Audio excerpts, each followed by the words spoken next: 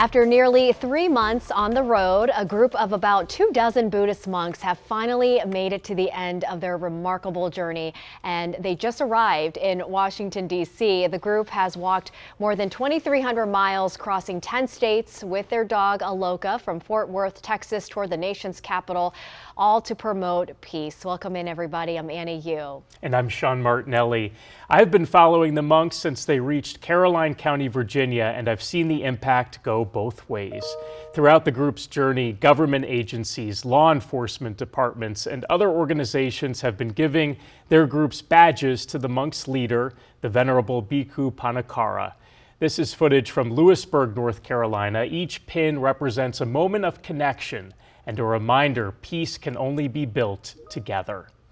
Plus, thousands of community members have come out showing their support in frigid temperatures during early mornings and late nights with handmade posters spreading words of encouragement. I know, so much sacrifice, right? Walking in any type of element out there. Over the next 30 minutes, we're going to reflect on what this walk means and the moments that tested the monks and the people the group are encountering. This is something that I have never expected. Somehow, it's just growing each and every day. The crowd is getting larger and larger. And somehow this walk for peace has touched their heart. The group's leader, the Venerable Panakara, is one of thousands who say the monks' peace walk is uplifting them. Along the monks' route, their journey has thousands of supporters and just as many stories. I found a powerful one as the group approached the end of their journey in Caroline County, Virginia. Here on Route 1, Lena Vong has one chance. It is exciting to experience this moment, especially for my son. Lena's son Xander is 8 years old, autistic, and nonverbal. I'm hoping for him to be able to experience the monks today, hoping to have their blessing. The same hope shared here by hundreds. It's exactly what the world needs. Sorry, I'm getting choked up. That's what's the most emotional part to me, is that, we can come together as people and as humans. After hours of waiting, Here they come, Xander. the monks are now coming. Say hi, Xander. Hey, Xander, can you say hi? This is when Lena got her one wish, and Xander got his blessing. Good job, Xander. When the monks left, so did Lena's words. I'm speechless. It's like a once-in-a-lifetime experience. Once in a lifetime for one mother and son on Route 1. Now, Lena will join us in just a few minutes, but to talk more about what this all means and the mission behind it, we're joined by American University's chaplain, Eric Doolittle. Thank you so much for joining us. It's an honor to meet you, and I know in the coming days it's going to be a big moment, right? This guy's got a busy schedule this week, and he wasn't expecting it. But I'm curious, Chaplain Eric, why do you think there has been such an incredible response to these monks and their humble mission? We're in a place right now where the authenticity of a group focused on peace in a time of so much challenge and violence and hatred is a sign of real hope. And seeing a group that is committed themselves physically, personally, their time, their efforts, to a true action that is tangible, that anyone can interact with, I think has really captured people's hearts and souls. And just to add to that, I think there is so much captivation around this mission, and it does seem to go far beyond religion and belief. It's all in the message of peace, unity, and bringing people together. Why was it so important for American University to open its doors in the final stretch for, their journey? American University has been dedicated to making peace for decades. It's where President Kennedy gave his famous speech about world peace. It's on the School of International Services dedication as it was put forward by President Eisenhower to talk about it being a place for peacemaking for the world. And it's important to us as a community dedicated through the United Methodist Church to look for ways to work across what can often be divisive, to work across faith and belief, to bring people in and help them understand how to work together to build a better world for all of us. Right. Chaplain Eric, there's so much to talk about, and you're going to be sticking with us throughout this show. So we look forward to asking you more questions about this mission. But right now, we want to get back to Lena's story. Yeah, Lena's story touched so many people across the country, really. I've heard from so many of them on TikTok and Instagram. Lena now joins us now via Zoom to talk about why she came out and wanted to be there to support the Monks mission. Lena, it's good to see you again. It was a bit chaotic the last time we spoke. We were in the middle of the Monks and all the action there. Now that you've had some time to reflect, what's going through your mind after that beautiful experience? Hi, thank you for having me. I think what the monks are doing is amazing. It's a reminder that, we can learn to love, be kind, and have compassion regardless of our differences. It means so much to our family that my son was blessed by the monks. He is autistic and nonverbal. We hope that one day he'll be able to communicate his needs, wants, and be able to live a happy life. I know many autistic and special needs people struggle with sensory or learning disabilities. I hope that anyone struggling or suffering gets the help they need. The monks' blessing was a once-in-a-lifetime experience, something we will never forget. Lena, I'm curious, how did it change you, that experience? How did it change me? A lot of times I feel that, we're so busy with our life, we forget to, treat everyone with respect and kindness, no matter, what our religion or our nationality is. So it's a simple reminder that we can be kind and treat each other with respect.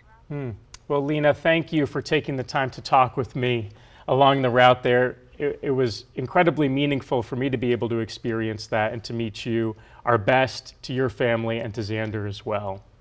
Thank you so much again for having me. Of course. Before the monks begin their walk, each day typically begins with a few minutes of public prayer. Last week, I had the chance to join one of their services in rural Ruther Glen, Virginia.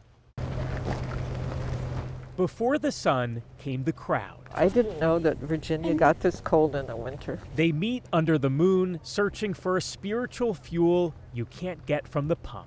Bearing witness of something extraordinary that's happening. Some, like Sen Ewers, traveled further here than the monks. Dixon, New Mexico. But as Sen told us, I would go anywhere. soon, Sen will be front row for the monks' morning prayer. I think we all need a lot of hope. The hope Sen needs This seemed like my best shot. will be the hope Sen now finds. Kind of a little teary right now.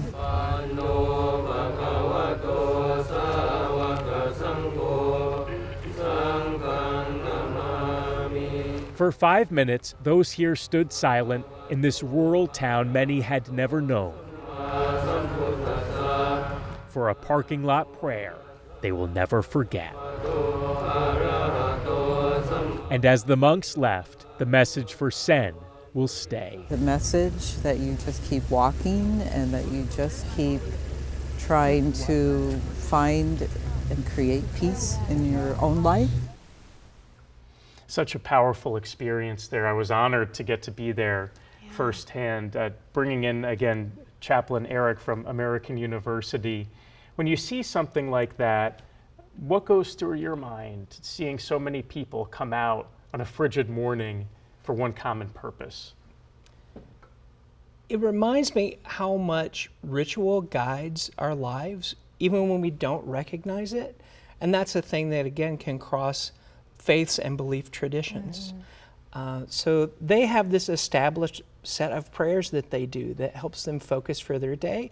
And of course, the ritual themselves of walking, how they're ordering their day around food, all the different ways that they have made commitments to be part of this, brings people together in a special way. That's why prayer is so important. That's why this event can be so powerful for so many people, because you see that daily pattern that really sets up how they want to interact with the world.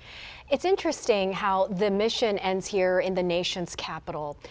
I mean, we live in the nation's capital, front row seat to history. This is a city built on power, politics, a lot, right? And there's this special message behind these Buddhist monks, which is rooted in peace and prayer and unity, and to slow things down. And I mean, that is powerful. To your point, what does that add to the conversation here in DC? We get so caught up in focusing on what our results are going to be. And this whole event and their approach is about the process of how you live and how you make decisions along the way, that they will, spontaneously stop and talk to someone, that they'll take the time that they need to make sure that they're in the right framework in soul and mind.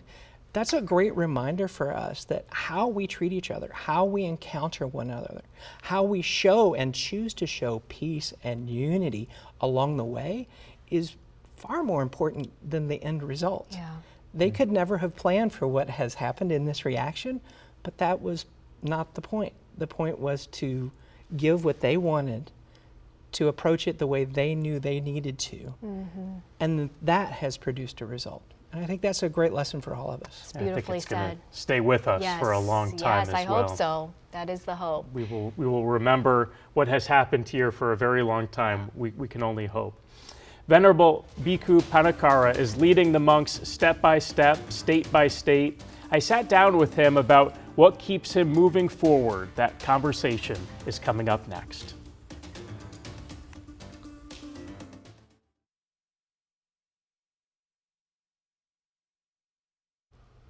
Welcome back in. We now want to spotlight the monk leading the Peace Walk. We have seen Venerable Bhikkhu Panakara front and center since this journey began. And you can see there he wears a scarf that doubles as a symbol of peace and the group's progress.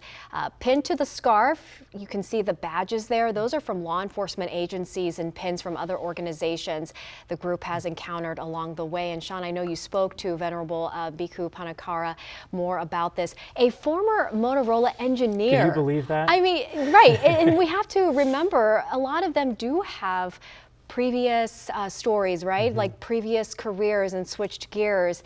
And he, went from being an engineer to becoming a monk. What else did he share with you? Well, what I was really curious about was how this whole journey impacted him. We've seen how it has impacted other people. I wanted to know how it impacted him. So here's some of our conversation together. Your message of peace has clearly resonated with so many people, millions of people. Why do you think that is? I believe it's because it's purely about peace. It has nothing to do with religions or any political things at all. And peace is something that people really needs right now. Not just right now, but every day in life, people are needing it.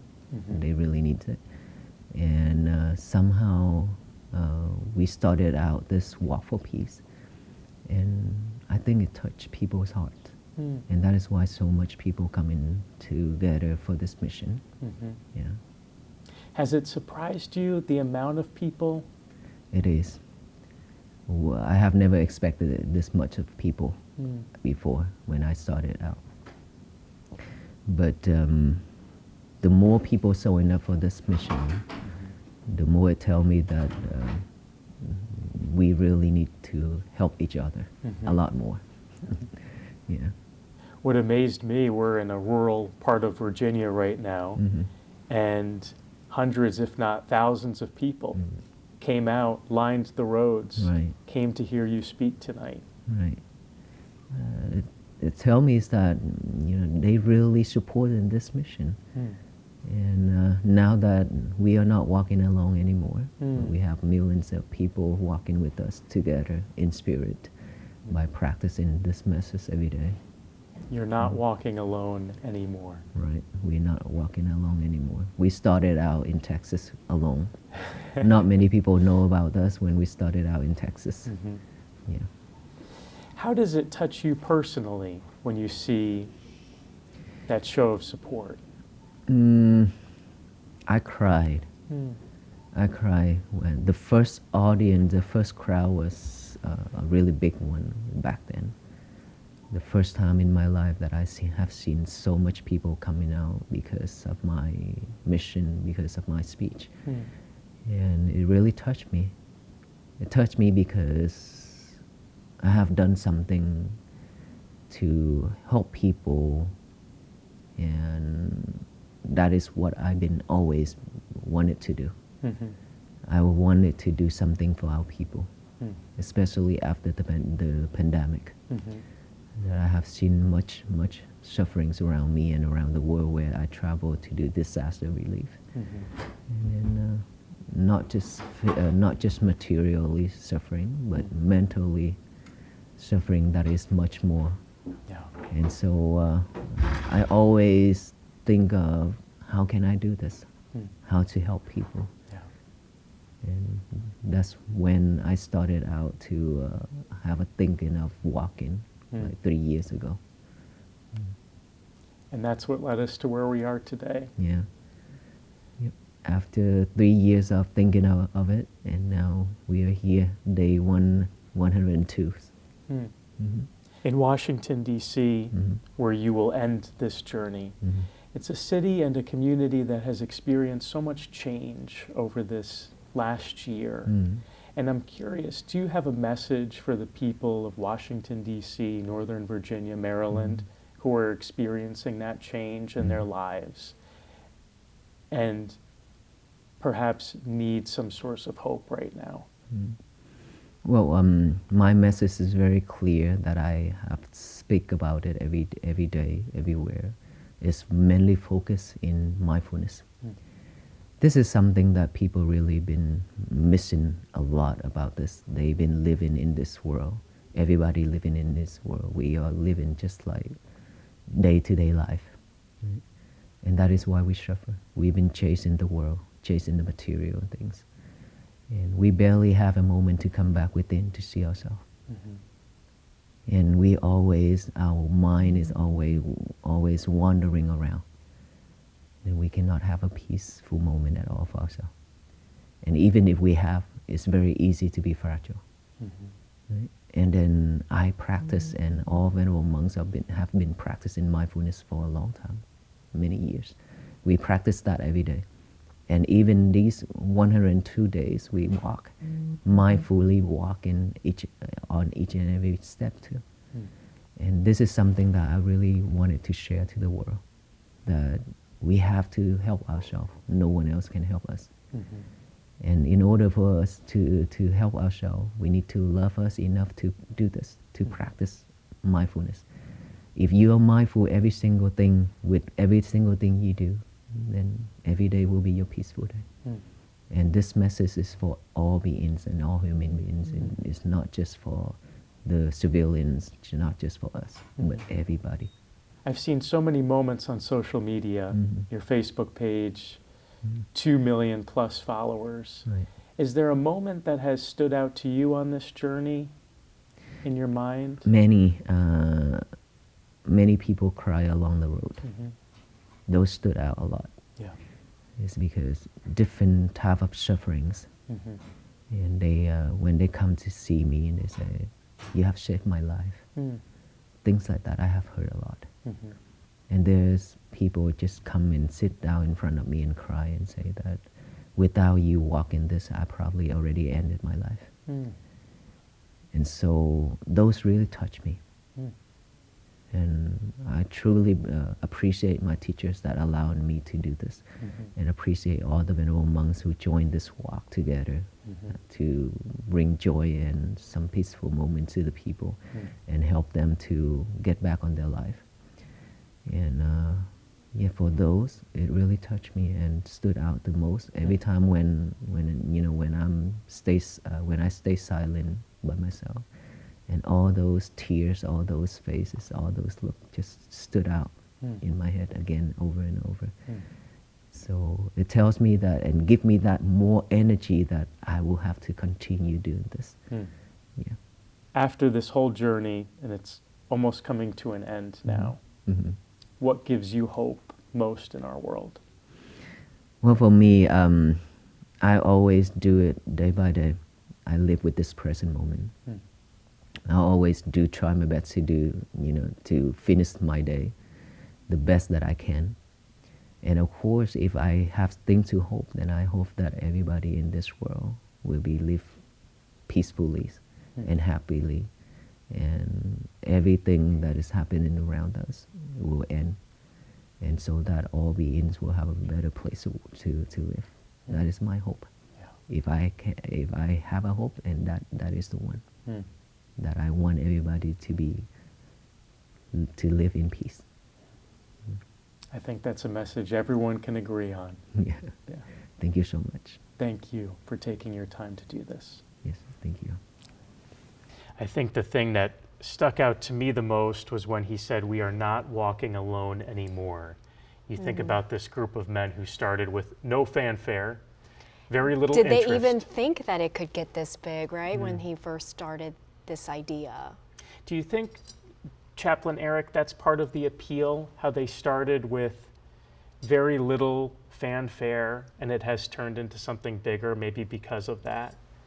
Absolutely. It goes back to that authenticity and more focus on the process and how you want to do it rather than what it might become. That's something we try all the time as I'm working with my students at the K Spiritual Life Center to help them understand that how you do things is often more important than what you do. And that is a huge benefit, and I think why people do gravitate to this, because it's not something they're trying to produce, it's not something they're trying to create, it's just because they are doing what they think they can do to help others, this amazing thing is happening. And along the route, he spoke to this, they have seen so much emotion from people who felt overwhelmed with thoughts, who just needed that presence, who needed that energy to dig deep, that spiritual connection. That's pretty powerful too, right? It's extremely powerful. Yeah. It's the power of hope. It's the power of belief. It's the power of faith that so many folks are looking for, where we don't see it in traditional places and spaces right now. We've often looked beyond ourselves.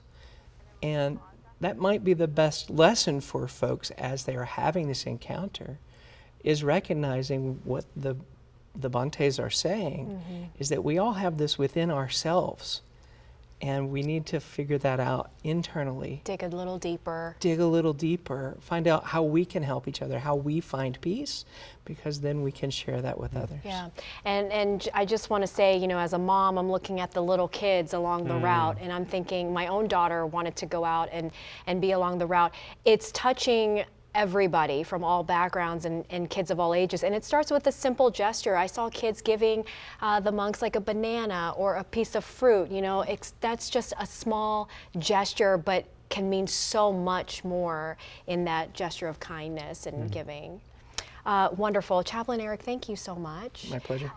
We want to end by showing you a special moment that touched so many people, including those in our very own newsroom. Take a look here. A camera has captured the city of Fredericksburg's Sheriff Captain James Carr, a practicing Buddhist, hugging several monks when they made it to Virginia. And you can see the captain smiling, but also hugging, just radiating outward, right? Captain Carr joining us now to talk more about this incredible moment. And most importantly, the mark that it has left on you. What was that like?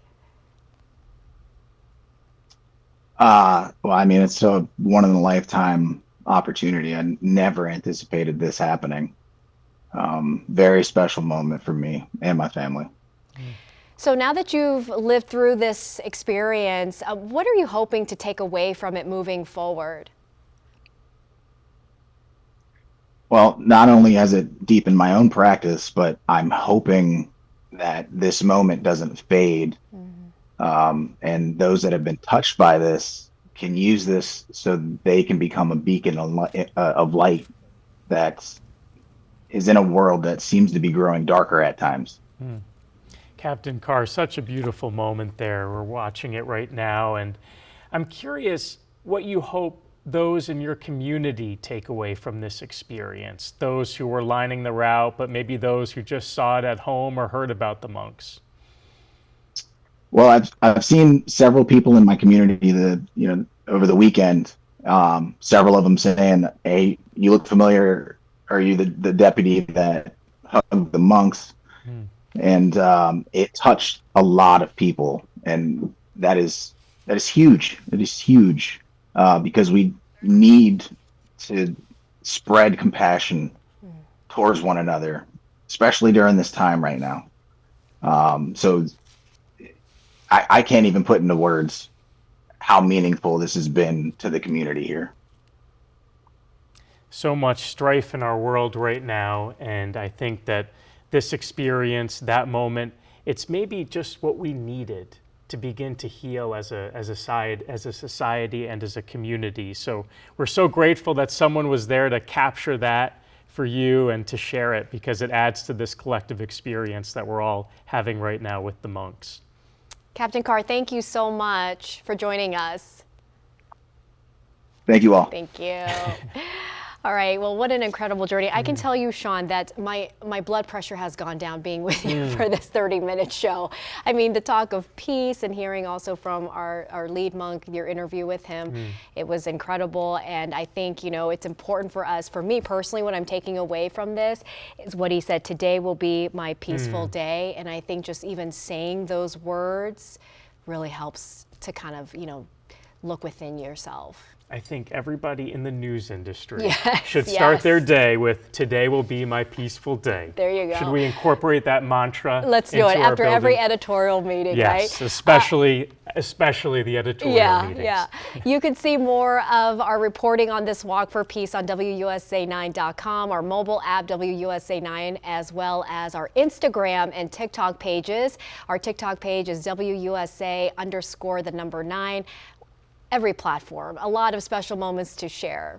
And we want to thank Chaplain Eric Doolittle from American University, who joined us for this half hour. We appreciate you being here with us. Take care. We'll see you soon. Who's sick? I'm very proud, first and foremost, to partake in this Walk of Peace project. Since day one, I have felt that it is very important with the inner peace and the time that this group of monks have devoted to promote the world peace within our community.